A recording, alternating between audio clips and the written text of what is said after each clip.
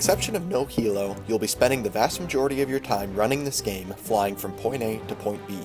Because of how dangerous anti-air can be in Mercs, especially for new players, I thought I'd make a video with tips and tricks on how to stay safe while flying in contested North Korean airspace. Generally speaking, outrunning SAM turrets isn't too challenging. If you maintain a decent altitude and are flying straight, you'll often escape trailing missiles without issue.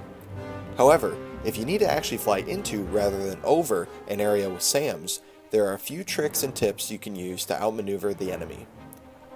If you're facing just one or two, it's often easiest to avoid incoming missiles if you're up close and personal with individual SAMs.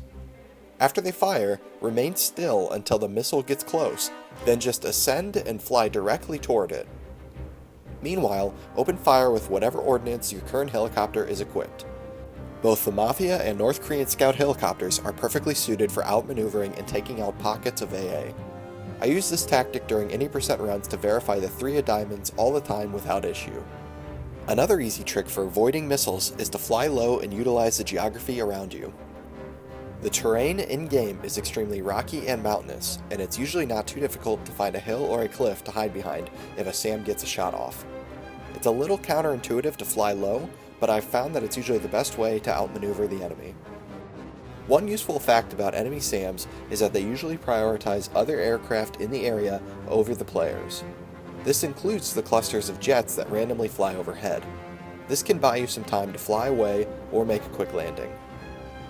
Something worth keeping in mind though, is that if you land while SAM turrets are actively targeting you, they will not relent just because you exited your vehicle. Any SAM with a clean shot will fire repeatedly until your helicopter is destroyed. This means, if you want to land a helicopter in an area surrounded by SAMs without taking them all out, you must maintain your disguise. One last thing worth mentioning is a fun trick we call Stunblock. In a surprisingly forgiving game design decision, if the player is ever stunned, all nearby AI will freeze up and stop shooting them. This remains true even if the stun grenade was thrown by an enemy and not by the player. This renders stuns basically harmless, albeit frustrating, for the player.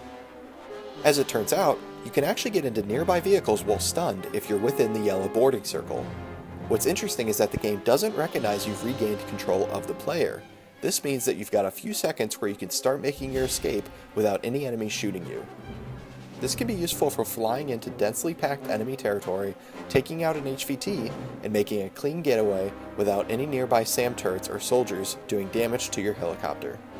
It's more of a backup strategy than anything, but it's definitely a nice to have for some of the tougher number cards. Aside from SAMs, there are also enemy helicopters, ground soldiers with Stinger missiles, NK anti-air armor units, and various vehicles that fire honing tow missiles. Enemy helicopters with lock-on AA missiles are much more lethal than SAM turrets because they're mobile. South Korean attack helicopters, for example, are especially dangerous.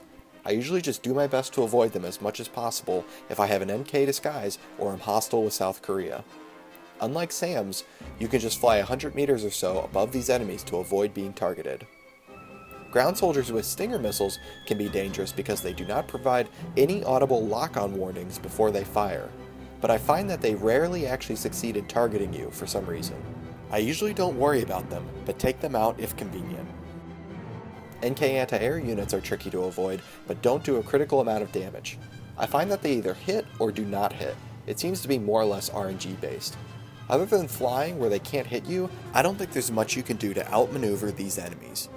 Tow missiles are immensely powerful, capable of destroying even an NK gunship in just 2 hits, but they're easy to avoid because they're super slow.